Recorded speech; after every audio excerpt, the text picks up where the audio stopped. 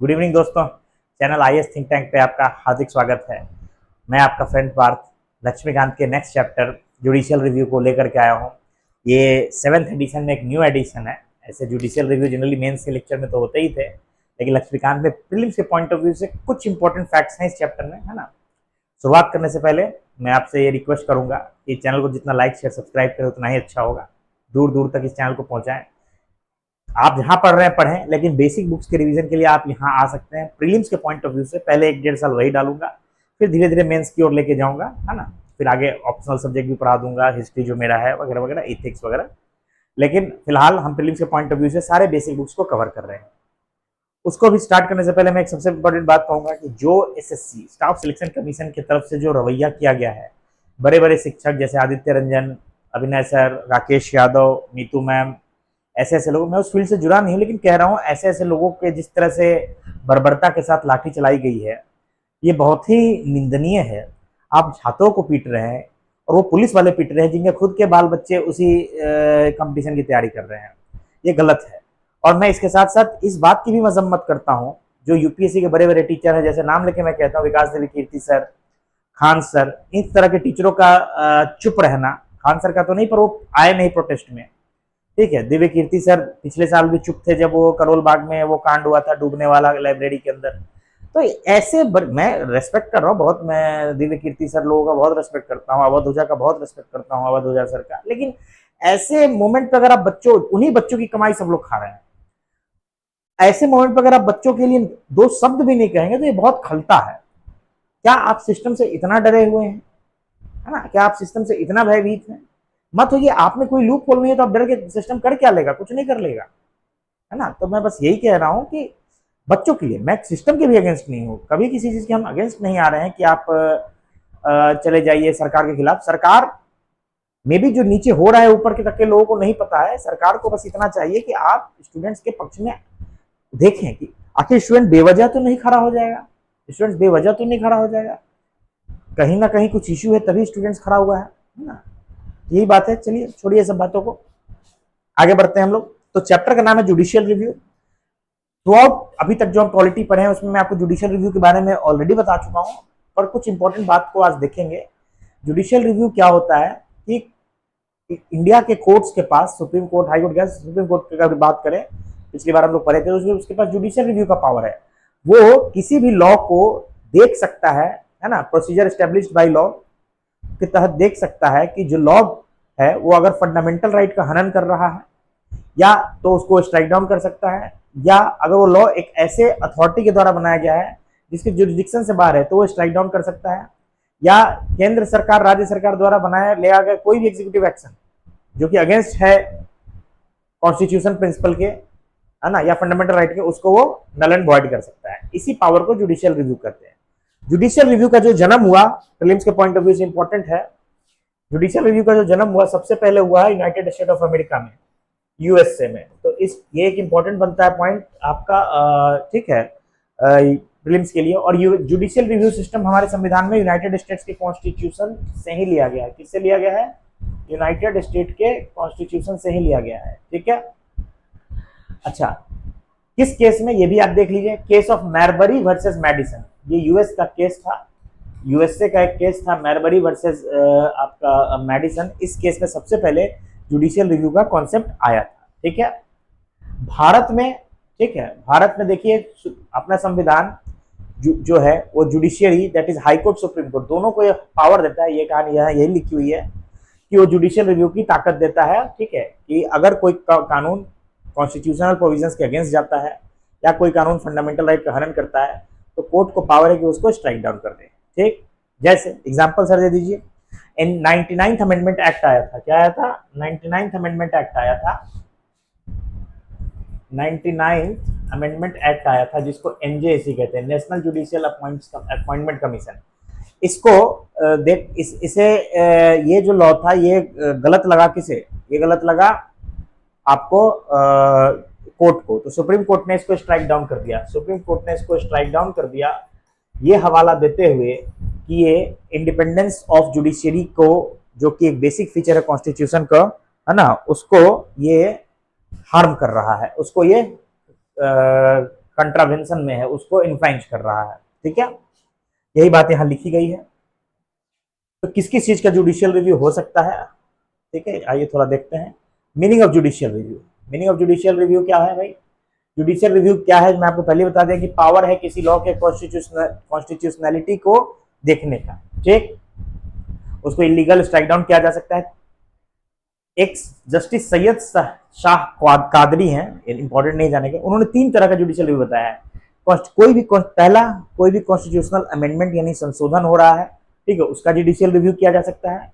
या कोई पार्लियामेंट या स्टेट लेजिस्लेचर कानून बनाती है उसका जुडिशियल रिव्यू किया जा सकता है। या जुडिशियल रिव्यू कोई एग्जीक्यूटिव एक्शन है, चाहे केंद्र सरकार का चाहे स्टेट गवर्नमेंट का, उसका जुडिशियल रिव्यू किया जा सकता है। कई बार जुडिशियल रिव्यू को हमारे सुप्रीम कोर्ट ने यूज किया है, जैसे Golaknath case, Minerva mill case, Maneka Gandhi case और Kesavananda Bharati case, very famous, उसी की यहाँ लिस्ट दी गई है। ये जिसकी मैंने चर्चा की 99th amendment act, that is national judicial appointment commission act, को स्ट्राइक डाउन कर दिया था कोर्ट ने, ये कहते हुए कि ये basic feature of independence of judiciary के अगेंस्ट है। इंपॉर्टेंस ऑफ जुडिशियल रिव्यू, क्या इंपॉर्टेंस है? इंपॉर्टेंट मेनली आ सकता है, क्या क्या इंपॉर्टेंस है, हर अच्छी चीज उसकी इंपॉर्टेंस होगी। तो uphold the principle of supremacy of the constitution, कोई भी कॉन्स्टिट्यूशन कानून नहीं बनाया जा सकता है या एग्जीक्यूटिव एक्शन नहीं लिया जा सकता है जो संविधान के प्रोविजंस के अगेंस्ट जाए। ठीक, तो हम कहीं ना कहीं जो सुपरमेसी ऑफ कॉन्स्टिट्यूशन है उसको मेंटेन करेंगे। Federal equilibrium, balance between central and states को मेंटेन किया जाएगा ताकि इंडिया की क्वासी फेडरलिज्म सही से चलती रहे। To protect the fundamental rights of the citizens, कोई भी ऐसी लॉ अगर बनाई जाए जो फंडामेंटल राइट्स के अगेंस्ट हो उसको स्ट्राइक डाउन कर दी जाएगी। ठीक है, तो ये इंपॉर्टेंट है कि फंडामेंटल राइट को प्रोटेक्ट करने के लिए जुडिशियल रिव्यू जरूरी है। ठीक है, ये खास बात नहीं है, जो इंपॉर्टेंट चीज है वही मैं बताऊंगा, आपको पहले ही बताया। बहुत सारी गंजास भी लिखी रहती है किताब के अंदर जो आपके प्रीलिम्स के लिए इंपॉर्टेंट नहीं है। ठीक, ये एक वर्डिक्ट से उठाया गया है, एक तरफ टाइम टू टाइम कोर्ट ने, सुप्रीम कोर्ट ने अपनी वर्डिक्ट में क्या क्या कहा है जुडिशियल रिव्यू से रिलेटेड, वो हमारे काम का नहीं है। मेंस के लिए जब आपको तैयारी कराएंगे तो आपको बता देंगे कैसे इसमें से कुछ कुछ फैंसी बातों को उठाया जाता है अपने आंसर को सुंदर बनाने के लिए। ठीक है, तभी मैं एक बार में क्लियर कर लिया था मेंस को। ठीक है, थोड़ा सा से रह गया, इथिक्स के पेपर में थोड़े कम नंबर रह गए और थोड़े से इंटरव्यू में कम रह गए, वरना आज IAS बन गए।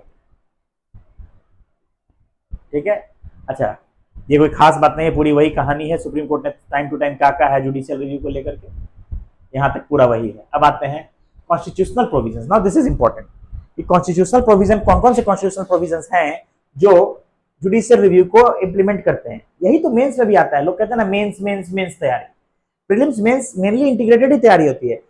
बहुत अच्छा यहाँ से मेंस का एक क्वेश्चन बनाया जा सकता है कि भैया enumerate the constitutional provisions that explicitly or implicitly implement the concept of judicial review in the Indian polity या in the Indian constitution। एक बहुत खूबसूरत सा सवाल है, बहुत खूबसूरत सा मेंस का आंसर यही तो है।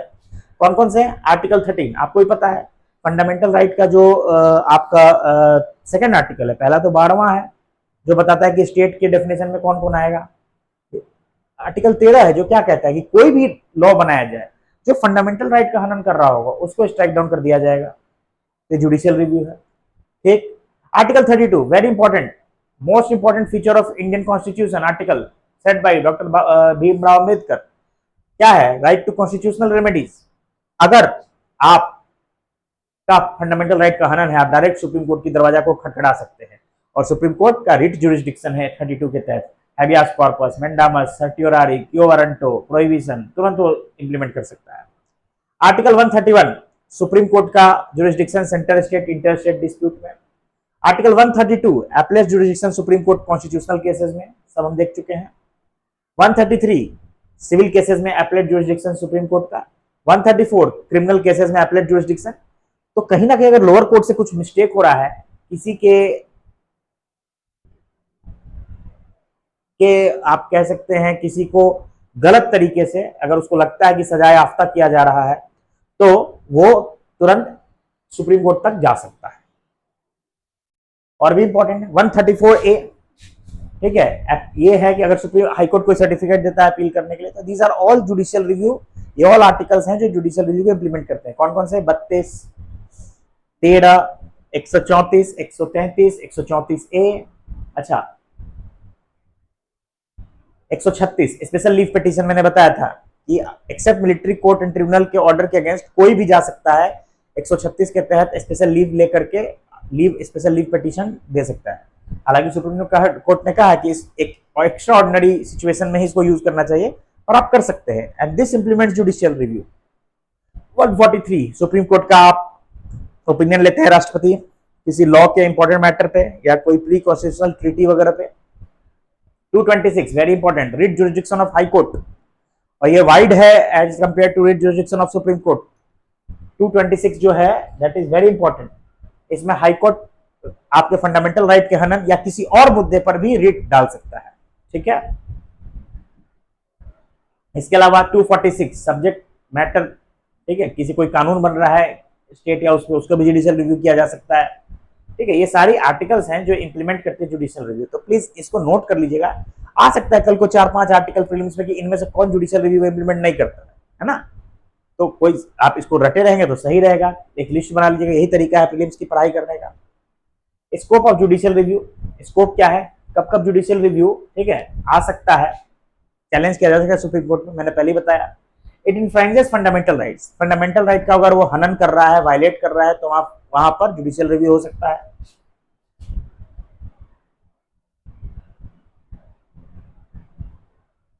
नेक्स्ट, जो अथॉरिटी बनाया है उसके अथॉरिटी के बाहर हो, जैसे मान लीजिए बिहार की जो लेजिस्लेटिव काउंसिल है वो एक कानून बना दे उत्तर प्रदेश के लिए, तो इस बात पे उसको चैलेंज किया जा सकता है कि बिहार के जो विधानसभा है, स्टेट लेजिस्लेचर, उसके जुरिडिक्शन से बाहर है उत्तर प्रदेश, तो उत्तर प्रदेश जब उसके जुरिडिक्शन से बाहर है तो ये दिस कैन बी चैलेंज और उसका जुडिशियल रिव्यू हो सकता है। It is repugnant to the constitutional provisions, मतलब वो संविधान के विरुद्ध जा रहा है, संविधान के प्रोविजंस के, तो इन तमाम सिचुएशन में जुडिशियल रिव्यू किया जा सकता है, ठीक है।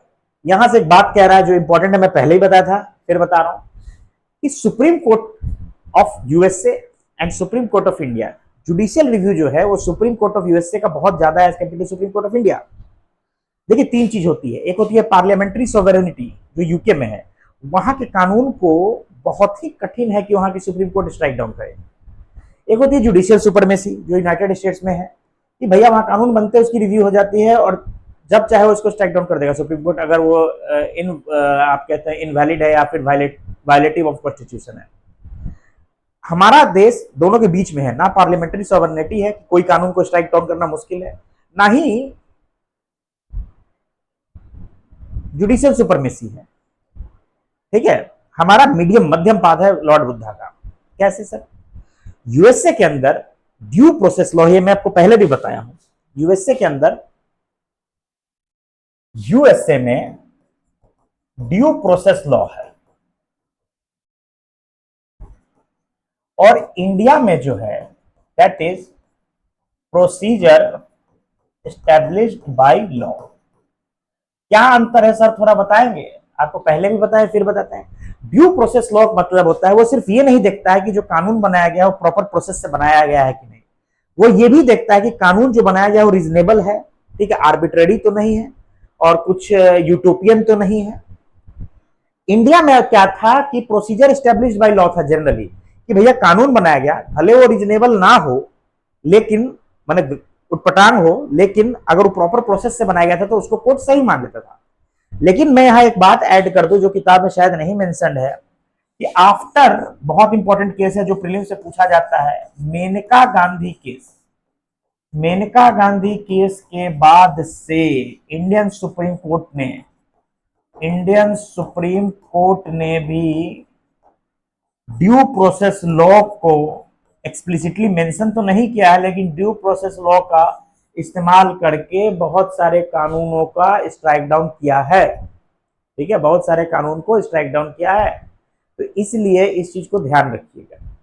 तो हम ओवरऑल अगर कोई कह दे कि इंडिया में क्या है, भाई देखिए प्रीलिम्स में आप कहेंगे कि इंडिया में प्रोसीजर एस्टैब्लिश्ड बाय लॉ है, लेकिन अगर वो मेनका गांधी केस की चर्चा करता है तो आपको ये बात रिकॉग्नाइज करनी होगी कि post Maneka Gandhi case court ने कई कानून को स्ट्राइक डाउन किया है, किस बात को लेकर के कि भाई वो ड्यू प्रोसेस लॉ के आइडिया को लेकर के, ठीक है, तो इस बात को ध्यान रखना है। यही चीज यहां लिखा हुआ है, पूरी ये कहानी समझाई हुई यही है। यहाँ एक बात है कि इंपॉर्टेंट नहीं, लेकिन मैं बता रहा हूं कि इतना पावरफुल है अमेरिका का सुप्रीम कोर्ट कि उसके थर्ड चैम्बर ऑफ लेजिस्लेचर कहा जाता है। ठीक है, बाकी तो देखिए कुछ खास बातें यहां नहीं ऐसी लिखी हुई है। ये चीज आपसे पूछा जा सकता है कि इंडिया में क्या है, पार्लियामेंट्री सॉवरेनिटी है कि जुडिशियल सुपरमेसी है? तो इंडिया में ना तो पार्लियामेंट्री सॉवरेनिटी है यूके की, ठीक है, याद रखिएगा इस चीज को। यूके यूके में है पार्लियामेंट्री सॉवरेनिटी, यूएसए में है जुडिशियल सुपरमेसी, इंडिया में है, ठीक है, मिडिल पाथ है, मध्यम मार्ग है, ना ही तो पार्लियामेंट्री सॉवरेनिटी है ना ही जुडिशियल सुपरमेसी है। यूएसए में जनरली जो होता है वो है due process law. Due process law क्या होता है कि आप कानून के, जो कानून बनाई गई है उसके प्रोसीजर को ही नहीं देखते हैं, प्रोसीजर भी सही होना चाहिए और रीजनेबल भी होना चाहिए, रीजनेबल भी होना चाहिए, ठीक है, आर्बिट्रेरी नहीं होनी चाहिए, मतलब कि कुछ भी आप कानून बना दे जो लोगों के हक को मार रही हो। लेकिन जो इंडिया फॉलो करते रहा था, अब तो बहुत हद तक नहीं, उसको कहते हैं, जो इंडिया फॉलो कर रहा था वो था प्रोसीजर एस्टेब्लिश्ड बाय लॉ। तो प्रोसीजर एस्टेब्लिश्ड बाय लॉ में क्या था कि हम जो कोर्ट था वो सिर्फ रीजनेबलनेस को नहीं देखता था, रीजनेबलनेस को नहीं देखता था, वो मेनली देखता था कि प्रोसीजर कानून बनाने में सही फॉलो किया गया है कि नहीं, अगर किया गया है तो उसको वैलिड घोषित कर देता था। लेकिन मेनका गांधी केस के बाद कोर्ट ने बहुत वाइड व्यू लिया है, ब्रॉड व्यू लिया है, और उसने बहुत सारे केसेस में अमेरिकन कॉन्स्टिट्यूशन के ड्यू प्रोसेस लॉ को इस्तेमाल करते हुए, ठीक है, स्ट्राइक डाउन किया है कानूनों को। ठीक है, तो इस बात को ध्यान रखिएगा। कुछ बच्चों का मैसेज आया था कि सर आप प्लेन पेपर पे क्यों नहीं पढ़ाते? देखिए कई टीचर पढ़ाते हैं पीपीटी पे और प्लेन पेपर पे, बहुत सारी बातों है जिसको हम यहाँ नहीं मिल, लक्ष्य में लंबे लंबे लाइन है उनको हम नहीं लिख सकते हैं, है ना, उनको हम नहीं लिख सकते हैं। तो ये लाख गुना बेहतर तरीका है। अभी मैं और भी सॉफ्टवेयर देख रहा हूँ जहाँ साइड में थोड़ा व्हाइट टाइप हो जिसपे मैं लिख सकूँ, है ना, ये बेहतर तरीका कि हम लक्ष्मीकांत से और जो भी बेसिक बुक पढ़ाएं उससे आपको दिखते चले। नो डाउट मेंस का लेक्चर जब लेंगे तो उसमें पूरा लिखेंगे, लेकिन ये आपको मैं बता रहा हूँ। ठीक है, आगे बढ़ते हैं। अब एक बहुत इंपॉर्टेंट चीज है जिसको कहते हैं नाइन्थ शेड्यूल। आपको फंडामेंटल राइट से बताए थे 31B, क्या बताए थे? 31B। 31B का कॉन्सेप्ट जो है उसको यूज करके कोई भी कानून को नाइन्थ शेड्यूल में डाल दिया जाता है। नाइन्थ शेड्यूल जो होता है वो क्या करता है, वो इम्प्यूनिटी दे देता है, इम्प्यूनिटी मतलब उसको सेफ्टी दे देता है from judicial review, safety from judicial review.